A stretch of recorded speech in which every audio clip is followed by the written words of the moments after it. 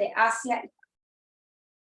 Autor de varios estudios sobre la historia de Asia contemporánea y de las relaciones de Venezuela con los países de Venezuela con países de Asia y de África. Profesor, de verdad, bienvenido. El CIDE siempre será su casa. Gracias por continuar haciendo universidad. Creo que es importante los esfuerzos que hacemos desde la academia para mantenernos activos y sobre todo estos esfuerzos tan importantes de poder ver una mirada más macro de la situación económica global y regional. Bienvenido, profe, y bueno, toda suya en la palestra. Sí. Muchas gracias a la profesora María Fernanda Peña y a Raquel Martens del Centro de Investigaciones de Desarrollo Empresarial de la Facultad de Ciencias Económicas y Sociales. Este tema que les traigo hoy para compartir con ustedes, las relaciones actuales de Venezuela con los países de Asia-Pacífico, forma parte de una línea de investigación que inicié hace más de una década, luego que egresé como licenciado en Historia por la Universidad de los Andes, y que se convirtió entonces en una preocupación académica en función de la importancia que tienen estos países, me refiero a los países de Asia, en estos momentos para la dinámica económica internacional, y también porque, si bien habían desarrollado una histórica relación de lazos de amistad e intercambio con Venezuela, era muy poco, o es muy poco todavía, lo que se conoce sobre el particular. De tal manera que un primer trabajo que dio como resultado este libro sobre las relaciones Venezuela-Japón, que estaban cumpliendo en 2008 70 años, se convirtió entonces en un tema de investigación que he venido desarrollando, como les he dicho, y sobre el cual les quiero conversar. Básicamente, por supuesto, sobre las relaciones de Venezuela con los países Asia-Pacífico en el siglo XXI, es decir, prácticamente las 2 décadas de este nuevo milenio que acaba de comenzar. Por favor. Ok. Lo primero que tengo que decirles es que las relaciones de Venezuela con los países de Asia no es un tema reciente. Afortunadamente tenemos bastante tradición con los países de Asia. El hecho de que se desconozca no significa que no existieran. Un ejemplo de ello es eso que ustedes están viendo en la lámina que está allí. Las relaciones de Venezuela con Japón, por ejemplo, de agosto del año 38. Las relaciones de Venezuela con China de 1943, no es 1974 como lo establece el discurso oficial. Lo que ocurre en 1974 es el proceso de normalización, pero el inicio corresponde al año 43, de hecho se están cumpliendo 80 años el abril pasado de las relaciones. Indonesia 1959, Corea del Sur 1965, Filipinas 1968, Malasia, Singapur y Vietnam, mucho más reciente, en la década de los 80, pero queda cuenta de unos vínculos que ya existían y que tienen larga tradición. Sobre todo es un proceso que va a ocurrir a partir de finalizada la Segunda Guerra Mundial y del proceso de descolonización en el que Venezuela participó de manera muy activa en las Naciones Unidas. También porque en la década de los 70, de los 80 y 90, la actividad energética de Venezuela, es decir, el tema petrolero y el tema de las materias primas, básicamente el aluminio, el acero, el hierro, etcétera, y el interés por diversificar los mercados petroleros por parte de Venezuela, llevó entonces a nuestro país, a nuestra Cancillería, a mirar un poco más allá de nuestro espacio tradicional, que era América Latina, y de Europa Occidental. Pasamos, por favor. ¿Por qué Asia-Pacífico? Fíjense lo que conseguimos nosotros en la memoria de la Cancillería del año 1998. La apertura diplomática de Venezuela hacia los países asiáticos fue marcada por la declaración del Año de Asia, 1996, la gira del canciller por 5 países de la región, el establecimiento de relaciones diplomáticas con el Reino de Camboya, la incorporación de la República de Vietnam, que es República Socialista realmente, dentro de la jurisdicción de la Embajada de Venezuela en Filipinas, y la aceptación de la orimulsión como alternativa energética en Asia, el intercambio de visitas oficiales en ambos sentidos y la firma de importantes instrumentos políticos internacionales. ¿Por qué pongo esta pequeña cita? Porque durante el gobierno de Carlos Andrés Pérez, el segundo gobierno de Carlos Andrés Pérez y sobre todo el segundo gobierno de Rafael Caldera, hay un intento bastante fuerte por los países asiáticos. Es decir, con esto yo lo que trato de decirles es que hay una línea de continuidad en lo que va a ocurrir luego de 1999 con la presidencia de Hugo Chávez y no un inicio de cero o un aspecto inédito dentro de la Cancillería venezolana o dentro de la política exterior nuestra, y es que el hecho de que Chávez hubiera inventado Asia, o hubiera inventado el interés por Asia, que es más o menos lo que se trata de demostrar o lo que se trata de vender a través de las fuentes oficiales del actual gobierno venezolano. Bien, cuando el presidente Chávez llega a la presidencia en febrero de 1999, uno de los aspectos más interesantes que tiene que ver con su política exterior entonces, que es reconocible, es el afianzamiento que se va a dar hacia otros polos geopolíticos que no eran tan tradicionales para nuestro país. En octubre de 1999, el presidente Chávez, a tan solo unos meses de haber asumido la presidencia, inicia una gira presidencial por varios países de Asia. ¿Cuáles eran los objetivos iniciales de esa gira?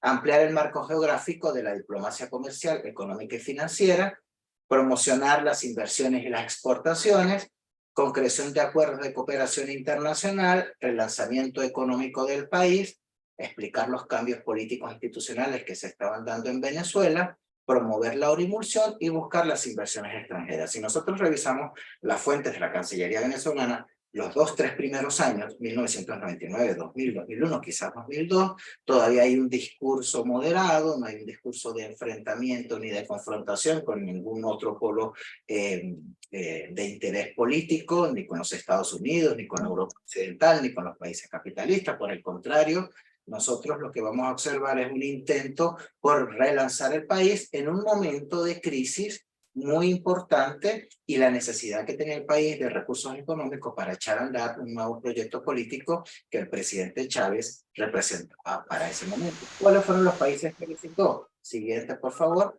La República Popular China, del 10 al 12 de octubre. Luego estuvo en Hong Kong, que es la región administrativa especial de China. Por favor, me cierren la pantalla.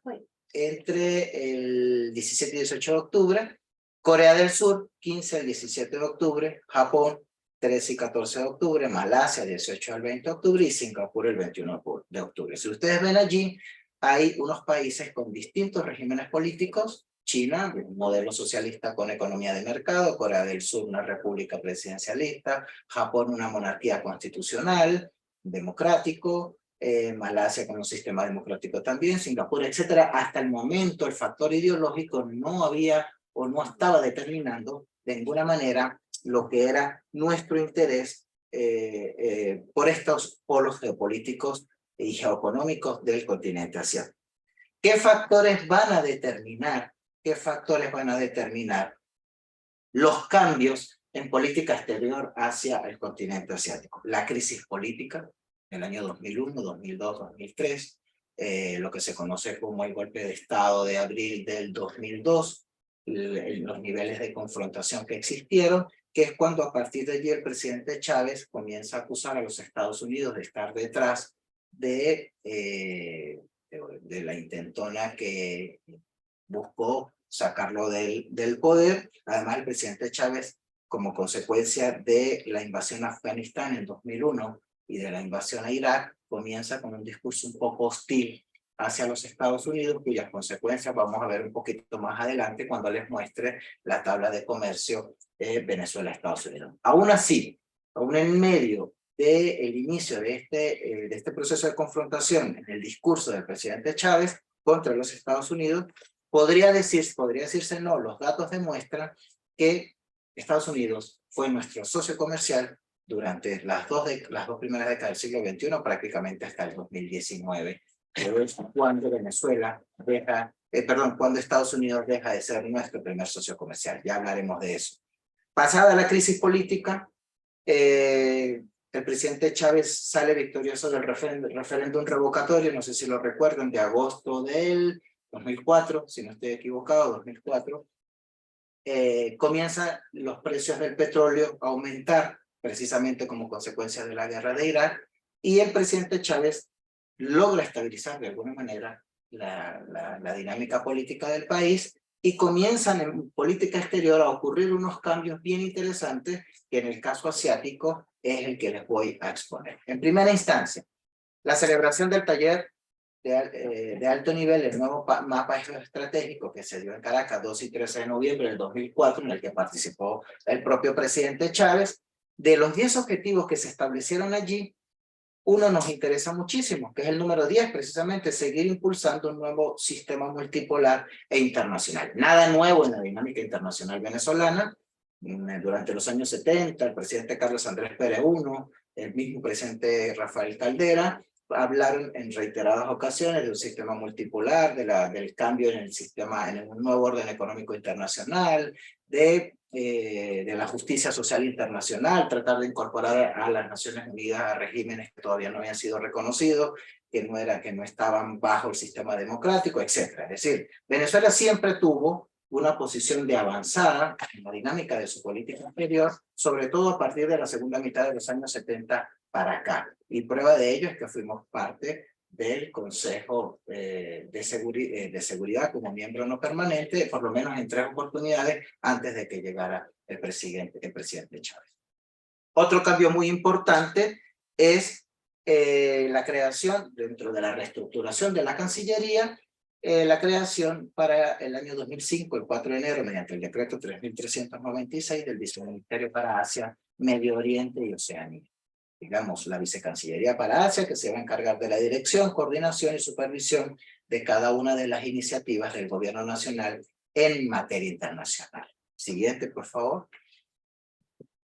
Cuando nosotros vemos entonces esos cambios institucionales, nos vamos a ver los distintos planes de desarrollo económico y social que han sido aprobados en el país desde por lo menos del año 2001. Ahí están los 4 planes, las líneas generales del Plan de Desarrollo Económico y Social de la Nación, 2001-2007, el del 2007-2013, el plan del Plan de la Patria, segundo Plan Socialista de Desarrollo Económico y Social 2013-2019, promulgado en el 2013, y el más reciente, el Proyecto Nacional Simón Bolívar, tercer Plan Socialista de Desarrollo Económico y Social de la Nación, 2019-2025. ¿Por qué es importante estos planes? Veamos que, por favor, veamos en cada uno de ellos qué nos interesa con respecto al continente asiático. En el primero de ellos, ¿qué se habla? Un mundo multipolar, cooperación sur-sur, nada nuevo en nuestra política exterior, proyección de la OPEP, nada nuevo, diversificar las relaciones internacionales, nada nuevo,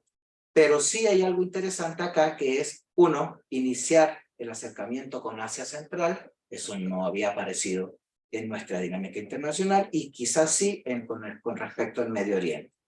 Se plantea intensificar las relaciones con China e Irán, 2 países, uno de Asia Oriental, uno más del Cercano Oriente.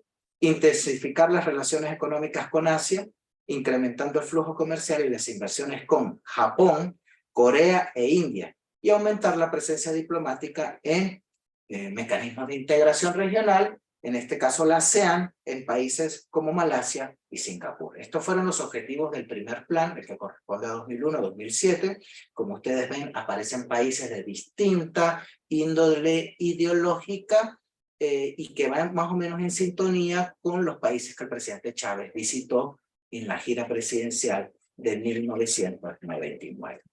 Si vemos el segundo plan, líneas generales del Plan de Desarrollo Económico y Social del año 2007 al 2013, todavía corresponde con el segundo o tercer periodo del presidente Chávez. Dentro de los objetivos que se plantea la Cancillería venezolana están afianzar una nueva geopolítica internacional, profundizando la internacionalización energética, el tema del petróleo como núcleo neurálgico de nuestras relaciones. En el libro Venezuela, Política y Petróleo de Rómulo Betancourt dice, en Venezuela el petróleo hace ¿cómo se llama? Las relaciones internacionales, o hace la dinámica internacional. Para ello determina como áreas de interés estratégico, fíjense lo siguiente: China, Vietnam, Malasia y zonas circunvecinas. Eso no se entiende que es la zona circunvecina, pero uno puede creer que son países del sudeste asiático o algunos otros países, bien de Asia Meridional, el caso de India, o de Asia Oriental, China, perdón, Japón o Corea. Sin embargo, determinados, bien identificados, aparecen China, Vietnam y Malasia solamente. Y en función de esos tres países, se propone intensificación de la integración económica, social, cultural, científica y tecnológica, construir un nuevo marco de comercio mundial, atentos con este objetivo, construir un nuevo marco de comercio mundial que permita romper con los núcleos hegemónicos de intercambio comercial, imagínense tamaño objetivo, profundizar la atracción de inversiones de empresas y capital estatal, y creación de fondos binacionales de desarrollo para el apalancamiento de proyectos. Estos mismos objetivos podemos observarlo en las memorias de la Cancillería de los años 2010, 2011 y 2012. Corresponde y está en sintonía, por ejemplo, con lo que fue la creación de los dos fondos chinos. El Fondo de Financiamiento Conjunto Chino-Venezolano del año 2007, que fue por el orden de los 42.000 millones de dólares, y corresponde con la creación del Fondo de Gran Volumen a Largo Plazo, que fue creado en el año 2010 por el orden de los 20.000 millones de dólares. Pero sigamos viendo los objetivos. El tercer plan, que corresponde al año 2013-2019, el presidente Chávez muere producto de su enfermedad, asume la presidencia Nicolás Maduro. En este plan de desarrollo económico y social se plantea como objetivo profundizar las relaciones de cooperación política y económica con países de África, Asia, Europa, América Latina y Oceanía. Aquí ya hay un mundo más, el mundo completo, podríamos decir, comillas, cuyos gobiernos estén dispuestos. Y aquí la cosa comienza a cambiar como consecuencia de el deterioro de las relaciones de Venezuela con países aliados de Estados Unidos o con países del mundo democrático que comenzaron a ver con preocupación el tema Venezuela. Dice, cuyos gobiernos estén dispuestos a trabajar con base en el respeto y la cooperación mutua. Plantea un mundo multicéntrico y pluripolar, nada nuevo, pero sí se plantea elevar a un nivel superior las relaciones o las alianzas estratégicas con los países que ya habíamos nombrado, en este caso China, y en efecto ocurrió así. En julio de 2014, cuando vino el presidente Xi Jinping por primera vez como presidente de China a Venezuela, en un momento cuando empezaba a empeorar la condición del país, no se entiende cómo es que China y Venezuela entonces deciden elevar a un máximo nivel sus relaciones, y lo que era la asociación estratégica del año 2001 se elevó a asociación estratégica integral, que es el máximo nivel de relacionamiento de un país, en este caso con China. Acercamiento de mecanismos de integración económica y política de Asia, en este caso la Asociación de Países de Naciones del Sudeste Asiático, la ASEAN, establece énfasis en China y la India. Ahora aparece un nuevo actor que es India, digamos, una de las economías emergentes de mayor importancia en estos momentos, y incrementar la exportación de crudo hacia los países de Asia, en especial China, India y Japón, para alcanzar un volumen de exportación para el año 2019 por el orden de los 3 millones de barriles de petróleo. Algo que no ocurrió, ya ustedes más o menos deben conocer lo que pasó con la industria petrolera y los niveles de producción que el país llevó, por lo menos en el 2018, que apenas alcanzaba 1 millón de barriles de petróleo. El último de estos planes, que es el que está, podríamos decir, vigente con respecto a Asia, se plantea incrementar la exportación. Seguimos con el petróleo como núcleo neurálgico de dinamización de las relaciones con Asia, hacia exportación de crudo hacia Asia, en especial China, India y Japón, pese a que las relaciones con Japón estén en el peor de sus momentos.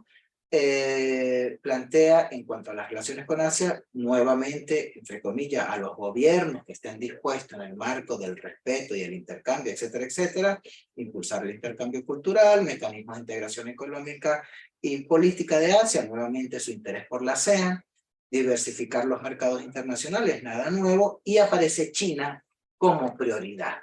Es decir, se habla de todos los objetivos de seguir afianzando el desarrollo, por ejemplo, el plan de desarrollo entre China y Venezuela hacia el 2025, el tema de la fabricación de taladros para la industria petrolera, es decir, una cantidad de objetivos muy específicos que están delineados muy bien en este último plan de desarrollo económico.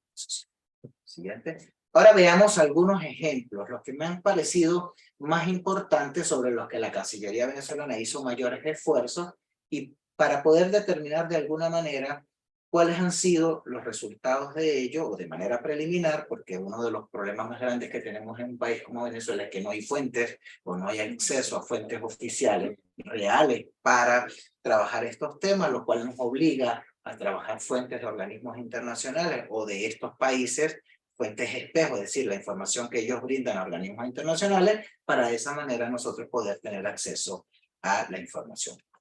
Japón, Corea, Malasia, China y Vietnam son como los objetivos, digamos, los países con los cuales considero, al menos de Asia-Pacífico, que ha habido mayor interés. Veamos. En el caso de Japón, fue uno de los primeros países visitados por el presidente Chávez en 1999, se sabía la necesidad de préstamos. No es la primera vez que un presidente venezolano busca en Asia recursos, aunque se diga que es para un objetivo determinado, casi siempre es para cubrir las graves crisis o el gasto social que en esos momentos está enfrentando el país. En aquella oportunidad, en 1999, el presidente Chávez logró una línea de crédito con el Banco de Cooperación Internacional de Japón por $500 millones y 350 millones de dólares para un proyecto con PDVSA, un proyecto de urea y amoníaco. En el año 2000, este es un programa muy importante de voluntarios japoneses para la cooperación en ultramar, del 5 de octubre del año 2000, en el marco del acuerdo de cooperación técnica que ambos países habían firmado en los años 80. Es un proyecto muy importante, del cual Mérida se benefició mucho, por cierto. Tuvimos voluntarios japoneses acá en Mérida, en Ejido, en Santa Cruz de Mora, en distintas áreas del conocimiento, en el área agrícola, en el área musical. Tuvimos enfermeras japonesas en Camihula. Es decir, Venezuela tuvo un pudo beneficiarse de este proyecto. Lamentablemente, a partir de 2015-2016 fueron retirados del país. Ahora mismo este exterior del Ayuntamiento de Maracena. Retirados del país a consecuencia de la crisis política y de la inseguridad que representaba para estos voluntarios estar en el país. Pero digamos, un programa muy importante que se desarrollaba con la Agencia de Cooperación Internacional del Japón, por sus siglas en inglés, JICA. En 2007, una operación financiera muy importante entre el Banco de Cooperación Internacional, Mitsui, Marubeni y PDVSA por $3.5 mil millones de dólares para la exportación de petróleo y sus derivados por espacio de 15 años. Daikoku Oil extendió su actividad de producción petrolera y gas hasta el 2025, y podríamos decir que para el 2007 existían por lo menos unas 23 empresas japonesas operando en el país. El presidente Chávez en 2009 hizo una segunda visita en el mes de abril a Japón, del cual se desprendió la conformación de una alianza estratégica en materia energética, financiera, tecnológica y comercial, del cual surgieron dos instrumentos legales, sobre todo en materia energética, avances que lamentablemente en estos momentos se encuentran en una suerte de estado de congelamiento, por las razones que ya voy a explicar. En el año 2010 se dio la tercera reunión del Comité de Dirección de Relaciones de Cooperación Energética. Como ustedes ven, el tema del petróleo fundamental en este sentido. Y en el año 2012, que pudiéramos decir fue como los últimos avances que se dio en la dinamización de las relaciones, fueron suscritos 3 acuerdos en las áreas financieras, petróleo y energía eléctrica.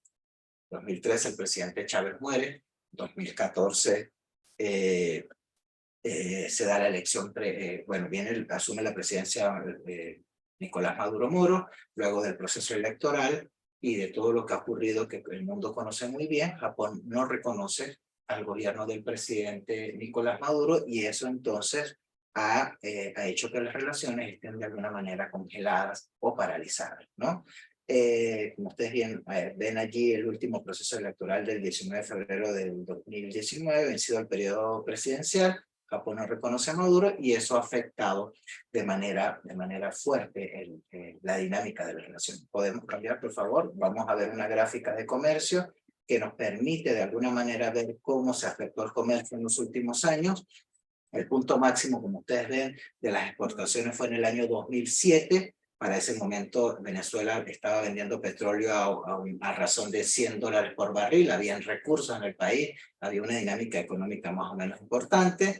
Dentro de las exportaciones venezolanas, además de los hidrocarburos, también aluminio, hierro y acero, madera, cacao y bebidas alcohólicas.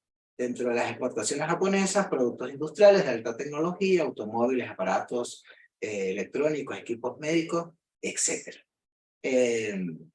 Lamentablemente, ocurrieron cosas que afectaron mucho la confianza de las empresas japonesas en el país. Puedo darles un ejemplo de ello: los sindicatos oficialistas que hicieron daños a los vehículos recién ensamblados de Toyota en la planta de Cumaná con total impunidad. Eso es un ejemplo de cómo se puede afectar una relación económica que terminó afectándonos a todos, incluyendo a esas personas, a esos sindicatos que seguramente en este momento no tienen empleo y que actuaron de manera irracional contra una empresa, ¿no? Hasta el 2016 existían 27 empresas japonesas operando en Venezuela, en las áreas de hidrocarburos, termoeléctrica e hidroeléctrica, petroquímica, industrias básicas y automotriz. Pero la inversión extranjera también se vio afectada. Hubo salidas en 2011 y a partir del 2014. Desde el 2014 las empresas japonesas comenzaron a abandonar el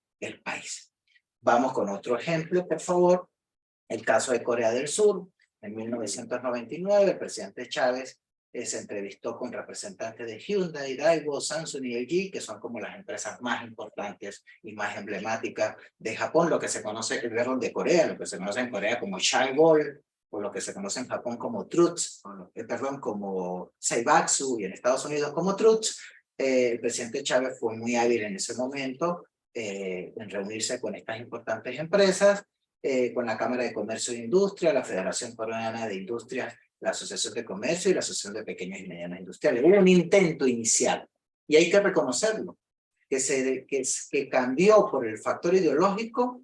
Es otra cosa cuando el país comenzó en otra dinámica, pero inicialmente, y dando continuidad a algunos avances que habían tenido en los años 90, porque hay que decir también algo: quienes asesoran al presidente Chávez son los mismos que venían de la Cancillería de años anteriores. Ejemplo, un Roy Chatterton, por ejemplo. Un Roy Chatterton no apareció de la noche a la mañana, o un Jorge Valero, por ejemplo, no apareció de la noche a la mañana. De hecho, quien asesora la gira presidencial y quien es coordinador de la gira presidencial por Asia es el embajador Jorge Valero, historiador egresado de nuestra Escuela de Historia, quien tiene una amplia trayectoria en el mundo diplomático. En los años 2005 y 2006 se da la segunda y tercera reunión del mecanismo de consulta de alto nivel político Venezuela-Corea. Hay que reconocer que se establecieron mecanismos de consulta política casi con todos los países asiáticos. Un primer encuentro empresarial en el año 2005, incluso para observar un poco la posición de la Cancillería venezolana en los años 2010 y 2013 frente a una posible confrontación entre las dos Coreas. Venezuela se pronunció a favor del diálogo y a favor de la paz, es decir, que ambos estados, que son un mismo pueblo además, mediante el diálogo lograran resolver sus diferencias y no fueran a la guerra. Dentro de los convenios que podemos llamar la atención, del cual se benefició en algún momento la Universidad de los Andes, por ejemplo, tal de cooperación académica entre la ULA y la Universidad de Kyunghee, que está por reactivarse, ¿cómo se llama? Sí, por reactivarse. El convenio en materia de evasión y fraude fiscal, y el intercambio de notas en materia de supresión de listas. Lamentándolo mucho, por ejemplo, Corea no pudo, esto información extraoficial, no pudo lograr que el gobierno aceptara un acuerdo de promoción y protección de inversiones mutuas. Había desconfianza a partir del año 2008, 2010, comenzó mucho la desconfianza, primero porque Venezuela o el gobierno venezolano veía en Corea un aliado de los Estados Unidos, y por el otro lado los empresarios japoneses veían con desconfianza a Venezuela porque no había seguridad jurídica, ni había seguridad física, ni para las inversiones, ni para la presencia de japoneses, de coreanos en Venezuela. Bueno, también de japoneses y de otros asiáticos. Siguiente, por favor. Bueno, y pueden ver ustedes un poco cómo el comercio se ha visto afectado. Lamentablemente, el punto máximo de las exportaciones coreanas a Venezuela fue en 2007, 1.133 millones de dólares, Pero ya el siguiente año tuvo una caída del 40% a 728 millones. Como les dije, una actitud preventiva de Corea frente a lo que eran los avances del modelo socialista en Venezuela. Acuérdense que el presidente Chávez comienza a hablar de socialismo a partir del 2006, del proceso electoral del 2005-2006, cuando es electo. Hasta entonces el presidente Chávez tenía un discurso más o menos típico de un líder nacionalista latinoamericano. La palabra socialista arranca a partir del 2006, los finales del 2005, inicio del 2006, de tal manera que esa actitud preventiva va a tener consecuencias. A eso se suman las sanciones internacionales a partir del 2015-2016, que también va a afectar la presencia de inversiones en el país. En la primera década y media, por lo menos hasta el 2014, las exportaciones coreanas fueron básicamente vehículos, partes y accesorios, cauchos, maquinarias, artefactos eléctricos y electrónicos, plásticos, herramientas. Y a partir del 2015, las pocas que hubo fueron televisores, aparatos de grabación y reproducción de imagen y sonido. Mientras que las exportaciones venezolanas, básicamente petróleo y derivados, cobre y manufacturas, aluminio y sus manufacturas, hierro, acero, maderas. ¿Podemos pasar a la siguiente, por favor? Ahí ustedes pueden ver una tabla, gracias a la información, que nos ofreció la Asociación de Comercio Internacional de Corea. En el año 2021 nuestras exportaciones fueron de 31 millones de dólares, prácticamente un comercio insignificante en comparación con el comercio que tiene ahorita Corea, y también hablemos de Japón, con la gran mayoría de los países latinoamericanos. Vean ustedes nuestras importaciones, 15 millones. Las importaciones de Corea desde Venezuela, 15 millones de dólares. Se podría decir que el comercio está prácticamente paralizado. ¿Sí? Seguimos. Un caso que llamó muchísimo la atención fue el interés de Chávez por Malasia, uno de los países al que visitó en varias oportunidades. Sobre todo uno de los proyectos emblemáticos fue el proyecto de la palma aceitera. Por cierto, en estos días vi que acá en Mérida había un encuentro sobre ese particular. Estoy seguro que los pocos avances que se han dado en esa dirección tienen que ver con el proceso de cooperación con Malasia. Tuvimos la visita del primer ministro Datuk Seri Abdullah Ahmad Badawi en 2006. Fíjense que esos años 2006, 2007, 2008 son los años de mayor dinamismo con Asia, de mayor intercambio comercial, porque habían recursos en el país. Es decir, lo que estaba ingresando por materia de ventas de petróleo, y además los fondos chinos, por ejemplo, chino-venezolano, hizo que eso impulsara un dinamismo enorme, pero también impulsó un despilfarro enorme. Acuérdense ustedes aquellas célebres giras del presidente Chávez por Asia y por África para lograr un puesto en el Consejo de las Naciones Unidas, como miembro no permanente, y perdimos. Además, ni siquiera no fuimos elegidos en ese momento, pero el despilfarro de recursos fue enorme. Sin embargo, bueno, entre los objetivos que se planteó con la visita de Badawi a Venezuela, fíjense lo que estaba allí: alianza estratégica, disposición a desarrollar proyectos agrícolas industriales. Hoy más que nunca el campo venezolano está abandonado. Factibilidad de estudio para la construcción de una refinería en Malasia, eso no se dio. Cooperación en la transformación de los barrios pobres del área metropolitana de Caracas y otras ciudades de Venezuela.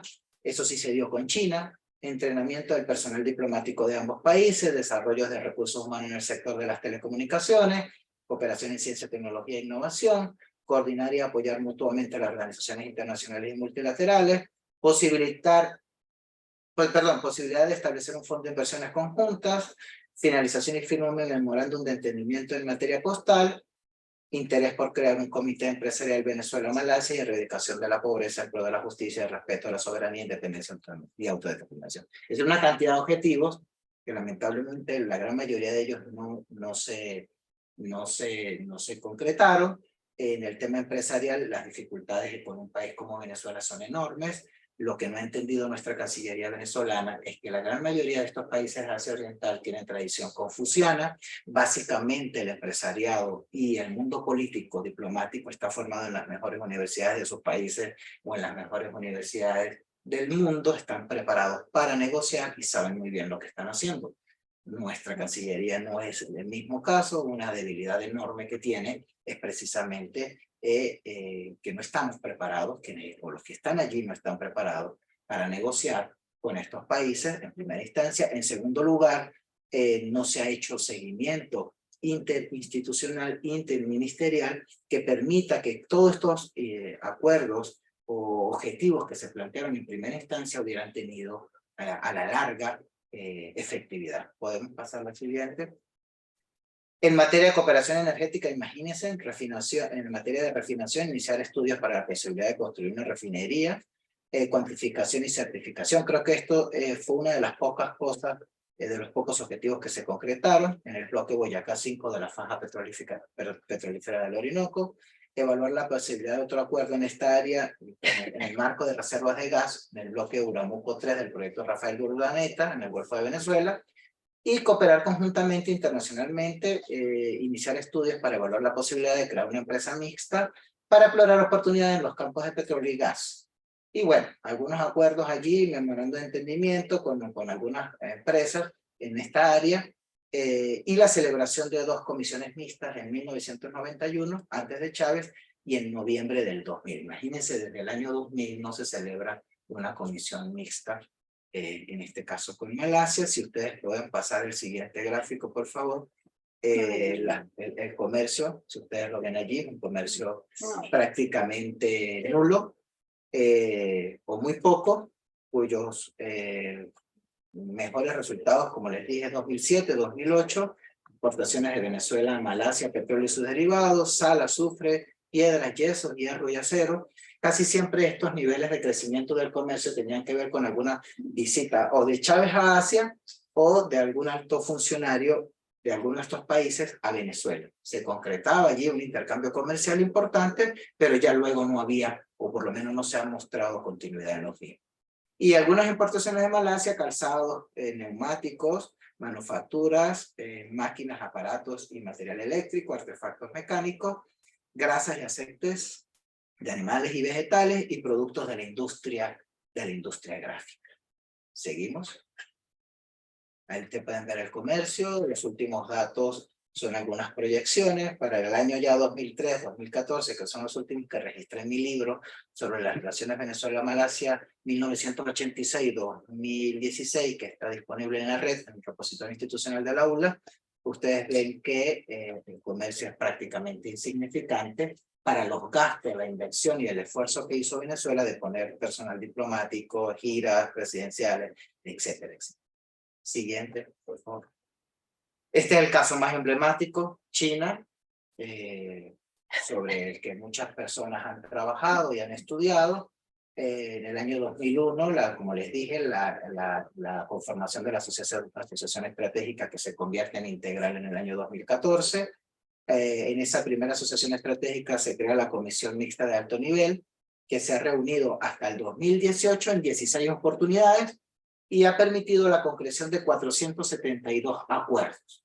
Esto nunca había ocurrido en una dinámica de Venezuela con país asiático alguno, ni de Asia Menor, ni de Asia Central, Asia Oriental, Meridional, Sudeste Asiático. Hay que reconocer que hay un esfuerzo enorme en esta área. Estamos hablando de un comercio por el orden de los $150.000 millones entre 1999 y 2018, acuérdense en todo lo que significó la venta, o lo que ha significado la venta de petróleo venezolano a China, 103.000 millones en exportaciones venezolanas, 55.000 millones en importaciones desde China. Básicamente nuestras exportaciones han sido petróleo y sus derivados, el mismo 91%, pero también minerales metalíferos, escorias y cenizas, hierro y acero, productos y compuestos químicos inorgánicos, etc. Mientras que las importaciones, maquinaria pesada industrial, aparatos electrónicos, vehículos y tractores, productos manufacturados de hierro y acero, material de fundición, etc.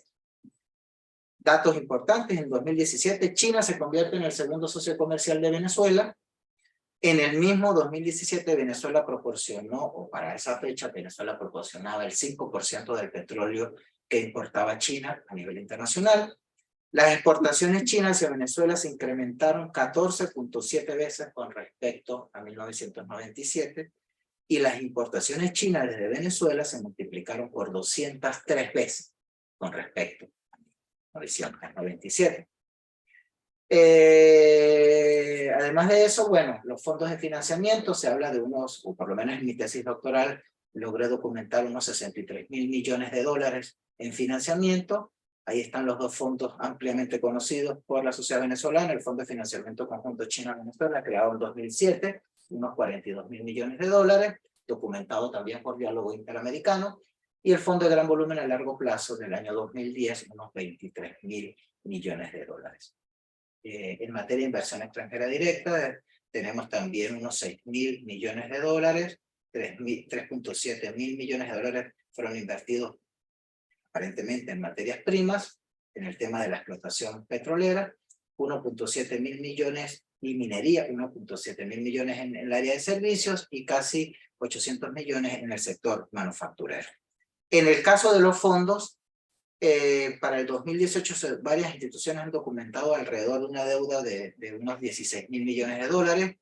En líneas generales, para el 2018 se hablaba de una deuda de Venezuela con China por el orden de los 23.000 millones de dólares.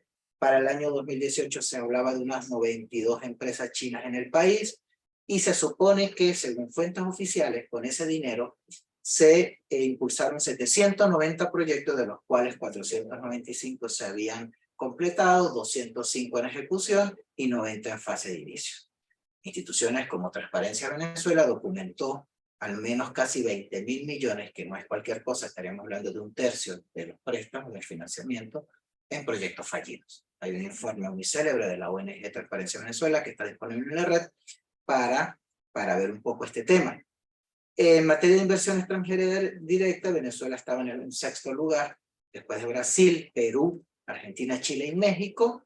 Se supone que con esos 6.000 millones de dólares se crearon unos 14.000 empleos, que representó un 3.8 de los creados en América Latina y el Caribe con respecto a la inversión extranjera china entre 2000 y 2019, unos 11.000 empleos en manufactura, el sector manufacturero, unos 2.169 en el área de los servicios y unos 633 en materias primas. Este es un tema bastante interesante sobre el que queda mucho por investigar. Recientemente llegó a Venezuela el nuevo embajador designado para Venezuela de China, quien ya estuvo en el país como ministro consejero, un amplio conocedor del país, estaba como embajador de China en Colombia, y quien tiene la tarea de, como apareció en la prensa, relanzar las relaciones. Pues el discurso oficial de la Alianza Estratégica podría decirse que desde el año 2018 hasta la actualidad las relaciones con China han estado casi que en una suerte de congelamiento o pérdida de la dinamización que traían con respecto a los años, la primera década y media del siglo XXI. Siguiente caso. Bueno, y pueden ver ustedes un poco una gráfica sobre el comercio, que es muy importante para que veamos la importancia que ha tomado China en la dinámica económica venezolana. Me gustaría muchísimo si me pueden poner la lámina en PDF del otro archivo, solamente para ver una pequeña comparación, que es muy importante que observemos. Es el otro PDF que tenemos. Está ahí al lado. Disculpen ustedes. Deja de compartir para que lo veas. Perfecto. Ok, si podemos compartirlo.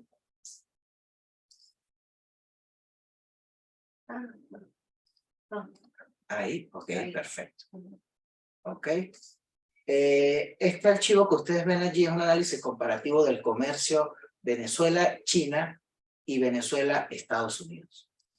Para que vean ustedes la dinámica importante que tuvo o que ha tenido Estados Unidos en el siglo XXI para con Venezuela, pese al discurso oficial del antiimperialismo, de todo esto que hemos escuchado en las narrativas del gobierno, tanto el presidente Chávez como el presidente Maduro, nuestro primer socio comercial fue los Estados Unidos. Y eso lo pueden ver ustedes allí, con fuentes de Contrade, Naciones Unidas, y ven ustedes también la comparación con China.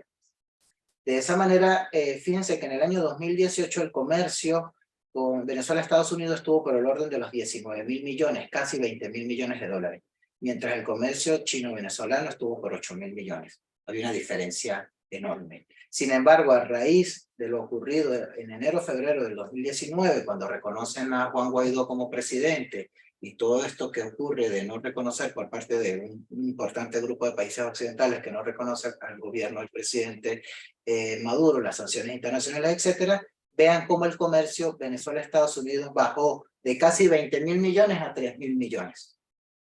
Mientras que el comercio de China con Venezuela también bajó enormemente, pero quedó en unos 5.000, casi 6.000 millones, convirtiendo a China en el primer socio comercial de Venezuela. Pero además, en el año 2019, Estados Unidos no pasa a ser el segundo socio comercial de Venezuela, pasa de ser el primero al tercer lugar. India se convierte en el segundo socio comercial. Esta es una de las razones, podríamos ver allí, del deterioro económico del país y de todo el agravamiento de la crisis que el país ha venido experimentando en los últimos años. Ahora sí podemos volver, perdón usted, de nuevo a la siguiente, sí, a la siguiente gráfica. Vamos con Vietnam ahora.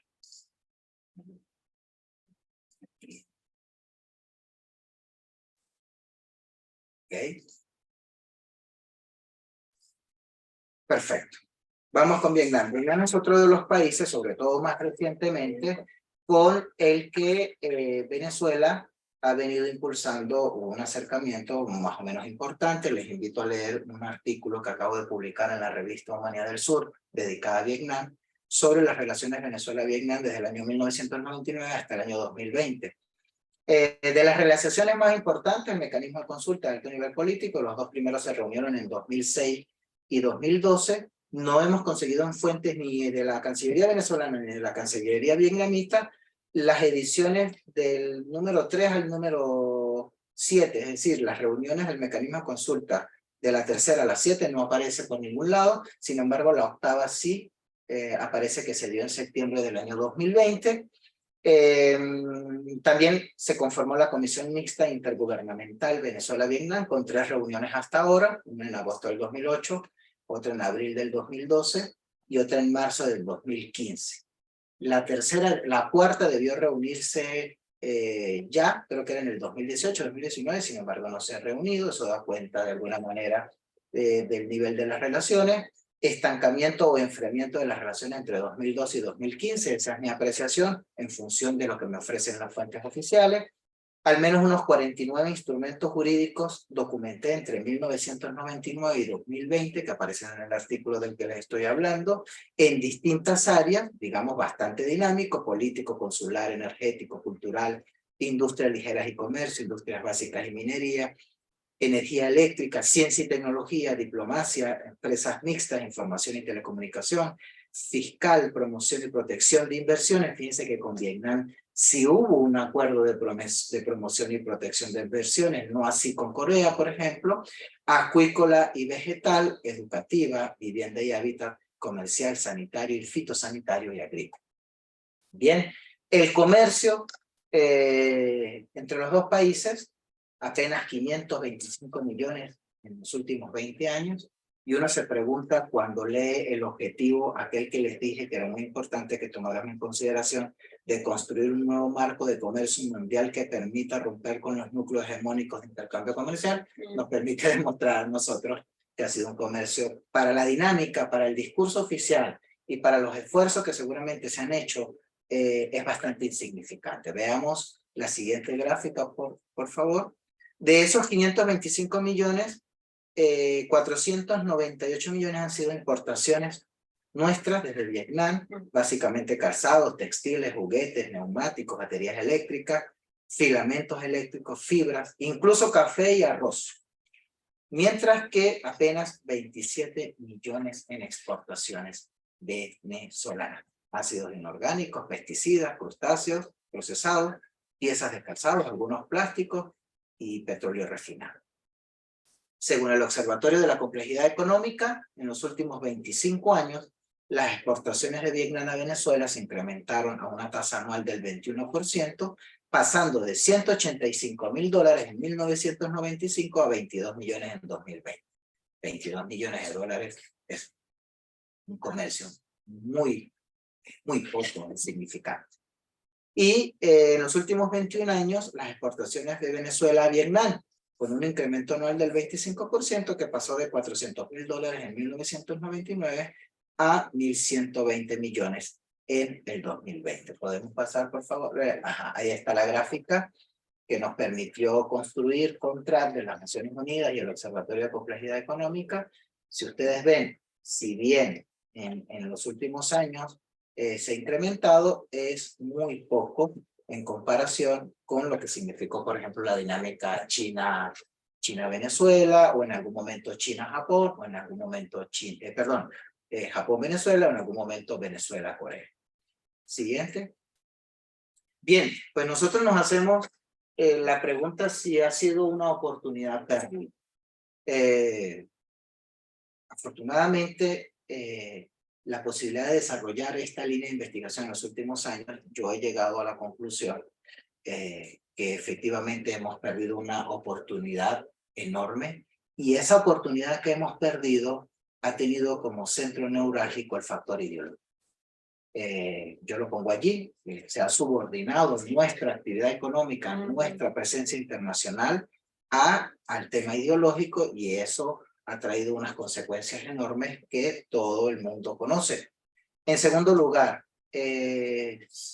se viene repitiendo los viejos esquemas que Venezuela hizo en el pasado, es decir, la venta solo de materias primas por bienes manufacturados. Es decir, el factor de reprimarización de la economía sigue presente.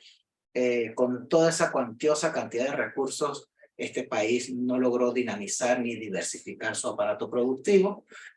Además de eso, y lamentablemente, en los últimos 20 años se ha dejado a un lado al sector privado, que hubiera tenido un rol muy importante en la dinamización de las relaciones con Asia, como ocurre con los países miembros de la Alianza Pacífico, por ejemplo, Colombia, Chile, Perú y México, quienes tienen una enorme actividad con los países asiáticos y de donde se desprende fuentes de empleo, inversiones, manufactura, bueno, etc.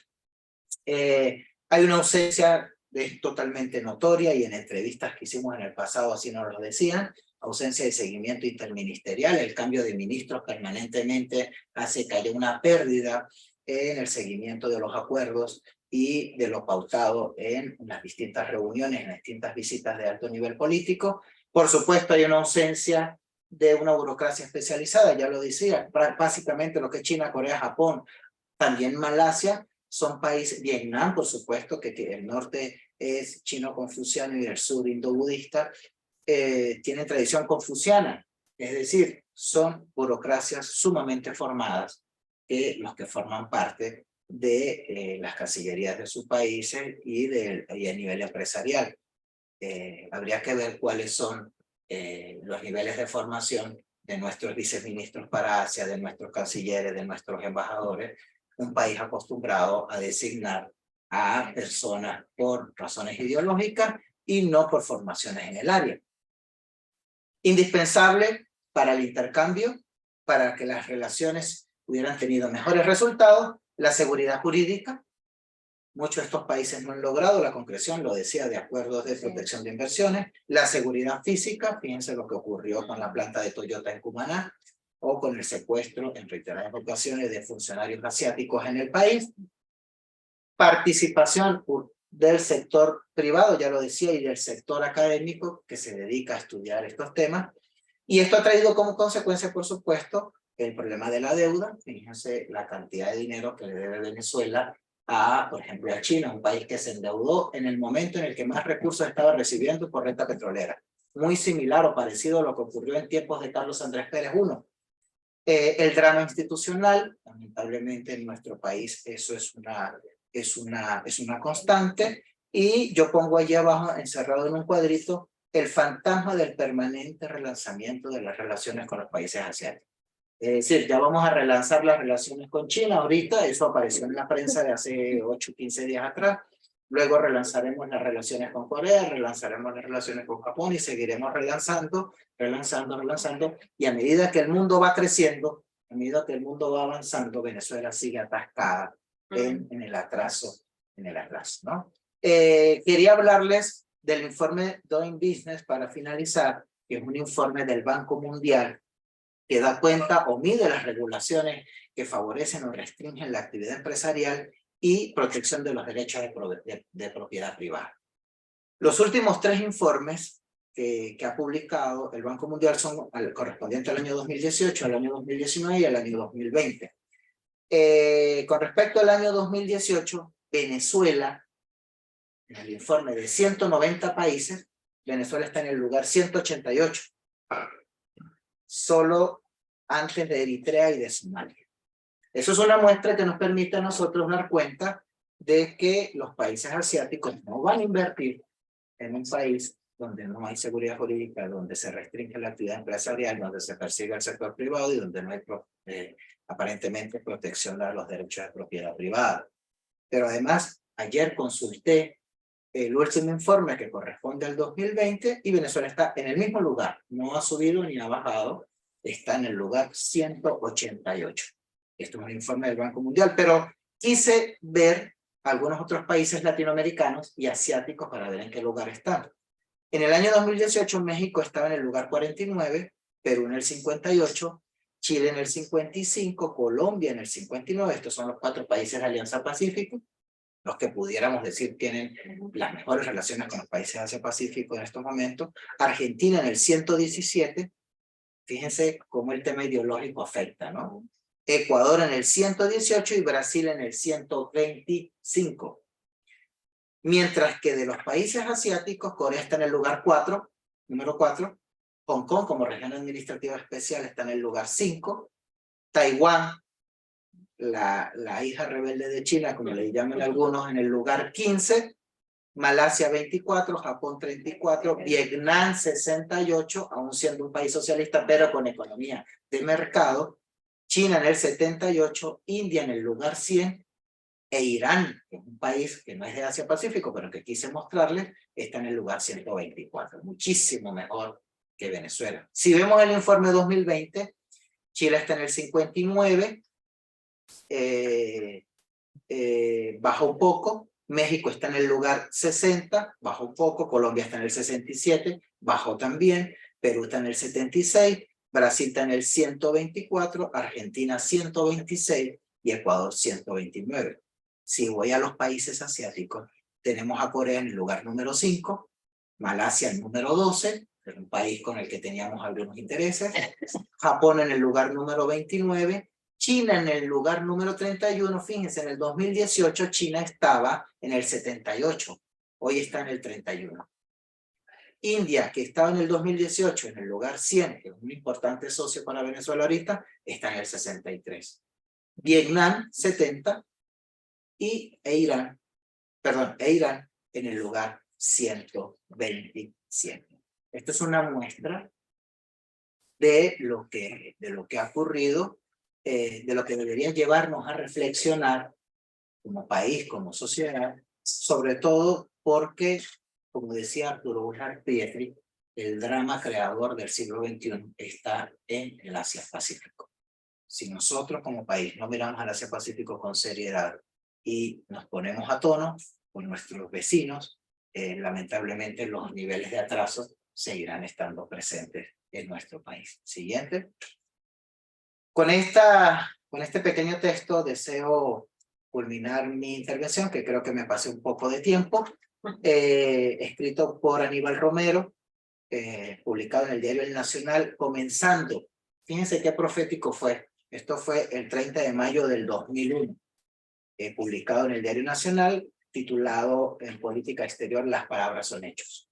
Dice: ya es tradicional que nuestros políticos de ayer, antes de 1999 y posterior a 1999, es mi juicio, deambulen por el mundo exhibiendo su demagogia, haciendo promesas vacías, enderezando entuertos, fantaseando sobre transformaciones que jamás ocurren y perdiendo oportunidades que nunca retornan. Venezuela firme en el mundo es una consigna que evoca tristes recuerdos de imprudencia, de carencia de sentido de las proporciones, de desolados espejismos. Basta en tal sentido con rememorar el océano retórico malgastado en los años 70 en torno al entonces famoso nuevo orden internacional. Los viajes de la época al Medio Oriente, nada nuevo, a la antigua Unión Soviética, al Golfo Pérsico. Nuestra inocente y fervorosa creencia en el poderío de Venezuela para cambiar los esquemas fundamentales de las relaciones internacionales modernas. Todo ello impulsado por el delirio petrolero y la herencia grandilocuente de un bolivarianismo mal digerido que nos intoxica y confunde. Venezuela, patria del libertador, todo lo puede, es invulnerable e invencible. Mientras soñamos, el mundo prosigue su marcha y nosotros nos aferramos a las ilusiones. La pérdida del sentido de la realidad y las fantasías de poderío son dos de los principales males de la política exterior del retroestado. Males que en estos tiempos alcanzan su paroxismo en manos de nuestro locuaz e incansable presidente, se refería a Chávez, otro prestidigitador convencido de que Venezuela, un pequeño país frágil y acongojado, puede jugar en las grandes ligas mundiales y seguir tan campante. En política exterior las palabras son hechos, definen compromisos, muchos de los cuales no se cumplieron, empeñan propuestas que quedaron allí, formulan intenciones, establecen alianzas y deslindan amigos de enemigos. Eso se hicieron por razones ideológicas. Comillas, no hay almuerzos gratis en relaciones internacionales, dijo continuo Henry Kissinger. Muchas gracias.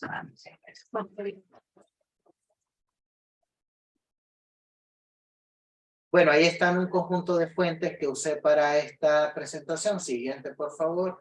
Siguiente, en la última están algunos de mis trabajos sobre política exterior hacia Asia, Venezuela-Japón, Venezuela-Corea, Venezuela-Malasia, Venezuela-China, Venezuela-Vietnam.